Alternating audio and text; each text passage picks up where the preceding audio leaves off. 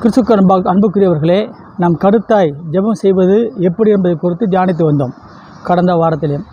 இந்த வாரத்திலையும் அதன்படியாக எலியாய் ஒரு கருத்தாய் ஒரு காரியத்தை கொடுத்து ஜெபம் செய்கிறார் என்பதை குறித்து நாம் தியானிக்க இருக்கிறோம். நாம் கருத்தாய் நாம் சில காரியங்களுக்காக ஜெபம் செய்கின்ற பொழுது அநேக அற்புதங்களையும் அதிசயங்களையும் பார்க்கலாம் என்று வேதத்தின் வழியாக நாம் இந்த வேளையில் காணப்போகிறோம்.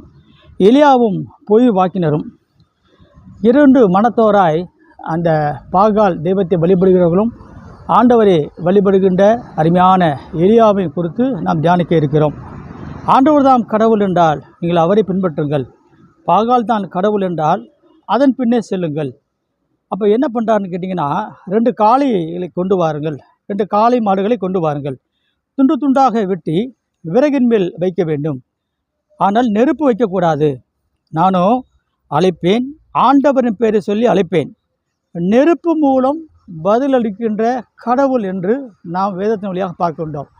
நெருப்பு தன்மை உள்ள ஒரு கடவுள், நெருப்பு போன்ற பதிலளிக்கின்ற ஒரு கடவுள், நெருப்பு மூலம் பதிலளிக்கின்ற கடவுள் என்று பார்க்கிறோம். அப்பொழுது அந்த பாகால் இறைவாக்கினர்கள் எல்லாம் அவர்கள் கொண்டு வந்த காளைகளை தயார் செய்த பின் காலை முதல் நண்பகல் வரை அந்த பாகாலே பதில் தாரும் என்று கத்தினார்கள். ஆனால் எந்த பதிலும் வரவில்லை. பின்னர் அவர் ஆடி பாடினார்கள், அந்த தெய்வத்தை கூப்பிட்டு ஆடி பாடினார்கள். எலியா சொன்னார், உங்கள் தெய்வம் ஒருவேளை ஆழ்ந்த சிந்தனையில் இருக்கலாம், அல்லது ஒதுக்குப்புறம் போயிருக்கலாம், அல்லது பயணம் செய்து கொண்டிருக்கலாம், அல்லது தூங்கி கொண்டிருக்கலாம். அவங்க இன்னும் அதிகமாய் சத்தமிட்டார்கள். தங்கள் வழக்கப்படியே வாளினாலும் வேலினாலும் இரத்தம் சொற்ற வரைக்கும் தங்களை கிழித்து கொண்டார்கள். வாளினாலும் வேலினாலும் இரத்தம் சொட்டுகிற அளவுக்கு அவர்கள் தங்களை கிழித்து கொண்டார்கள். பிற்பகல் ஆயிற்று, மாலை பலி செலுத்தும் வேலை ஆயிற்று, தொடர்ந்து உளறிக்கொண்டே இருந்தார்கள் அந்த தெய்வத்தை குறித்து. அப்போ எந்த பதிலும் வரவில்லை. அப்போ கவனிப்பார் யாரும் இல்லை. அப்போ எலியா பாருங்கள், சில காரியங்கள் செய்கின்றார். ஒரு 9 விதமான காரியங்கள் எலியா செய்கின்றார். அப்பொழுது எலியா என்ன பண்ணுறாருன்னு கேட்டிங்களா, அப்பொழுது எலியா எல்லா மக்களையும் நோக்கி என் அருகில் வாருங்கள். அந்த எலியா ஒரு வல்லமையுள்ள ஒரு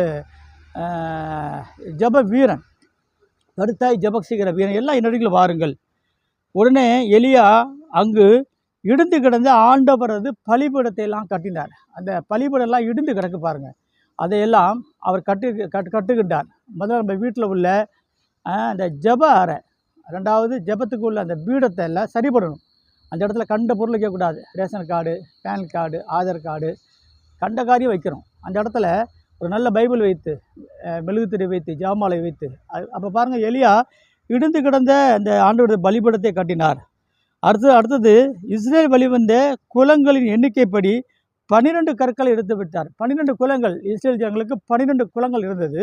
அந்த 12 கற்களை எல்லாம் அவர் எடுத்து வைத்தார். அந்த கற்களை எடுத்து ஆண்டவரின் பலிபீடத்தை கட்டிஎழுப்பினார். அந்த 12 கற்களை எடுத்து ஆண்டவரின் பலிபீடத்தை, நாமும் ஆண்டவருடைய காரியத்தில் அக்கறையாய் நாம் எல்லா காரியம் செய்யணும் பாருங்கள். அந்த எலியா செய்கிறாரு. அந்த 12 குலம், இஸ்ரேல் குலம் 12 குலம், அந்த 12 குலத்தினுடைய கற்களை வைத்து அந்த பலிபீடத்தை கட்டுகின்றார். அடுத்தது அதை சுற்றி ஒரு வாய்க்கால் வெட்டினார். அடுத்தது காளைகளை துண்டு துண்டாய் வெட்டினார். அப்போ பாருங்கள், அந்த காளையெல்லாம் துண்டு துண்டாய் வெட்டி அடுக்கினார். 4 குடங்கள் தண்ணீரை ஊற்றினார். ஒரு இடத்துல ஒரு காரியம் எரியணும் அப்படின்னா அங்கே தண்ணி ஊற்றக்கூடாது. ஆனால் இவர் என்ன பண்ணுறார் பாருங்கள், கடவுள் நெருப்பு என்பதற்கு ஒரு அடையாளமாக அந்த காளைகள் மேலே, விறகு கட்டைகள் மேலே அவர் தண்ணீரை ஊற்றினார். அடுத்தது 4 குடம் தண்ணீரை ஊற்றினார்.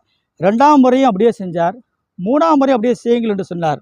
அடுத்தது வாய்க்கால்களை தண்ணீரால் நிரப்பினார்.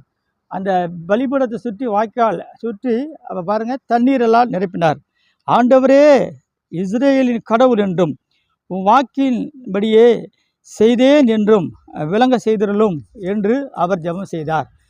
நீயே கடவுளாகி ஆண்டவர் என்றும் நீரே இந்த மக்களின் மனத்தை மாற்றும் என்றும் மன்றாடினார். இம்மக்கள் அறியும்படி எனக்கு பதில் தாரும், ஆண்டவரே பதில் தாரும் என்று ஒரு உருக்கமான அந்த ஜெபம், ஆண்டவரிடத்தில் ஒரு கருத்தான ஜெபம், ஆண்டவரே பதில் தாரும். நாமும் பல வேளைகளில் நிறைய ஜெபம் பண்ணுறோம், என்னென்னமோ ஜெபம் செய்கிறோம், வருஷக்கணக்காக ஜெபம் பண்ணுறோம். ஆனால் பதில் கிடைக்கவில்லை. ஆனால் எலியா பாருங்கள், ஒரு கருத்தாய் ஜெபம் செய்தார். அப்போ இந்த கருத்தாய் ஜெபம் செய்து ஆண்டவரே பதில் தாரும், இந்த மக்களெல்லாம் அறியும்படி செய்யும்.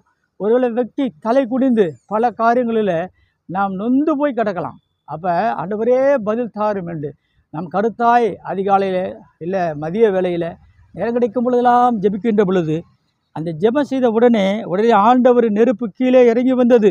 அந்த எரிபலிகளையும் விறகு கட்டைகளையும் கற்களையும் மணலையும் சுட்டரித்தது, வாய்க்கால் நீரையும் வற்ற செய்தது. இதே கடவுள் அனைவரும் எல்லா ஜனங்களும் முகம் குப்புற இவரே கடவுள், இவரே கடவுள், ஆண்டவரே கடவுள் என்று அந்த ஜனங்களெல்லாம் விழுந்து வழங்கினார்கள். அந்த வேளையிலே அருமையாக ஜெபிக்கின்ற ஜெப சிந்தனைக்காக ஜெபித்து கொண்டிருக்கின்ற அருமையான தெய்வ ஜனங்களே, நீங்களும் கருத்தாய் ஜெபம் செய்கின்ற பொழுது உங்களுக்கு எந்த மலை போன்ற பிரச்சனையும் ஆண்டவர் மாற்ற உள்ளவராக இருக்கிறார். நோயாக இருக்கலாம், கடன் பிரச்சனையாக இருக்கலாம், அல்லது குடும்பத்தில் பிரச்சனைகளாக இருக்கலாம், அல்லது சமாதானம் இல்லாமல் இருக்கலாம். எந்த பிரச்சனையாக இருந்தாலும் ஆண்டவரே கடவுள் என்று உருக்கமாய் கருத்தாய் ஜெபம் செய்யும் பொழுது உங்கள் ஒவ்வொரு ஜெபத்தையும் ஆண்டவர் கேட்பாராக. இயேசுவின் மூலம் ஜெபிக்கிறோம் நல்ல ஆண்டவரே, ஆமேன்.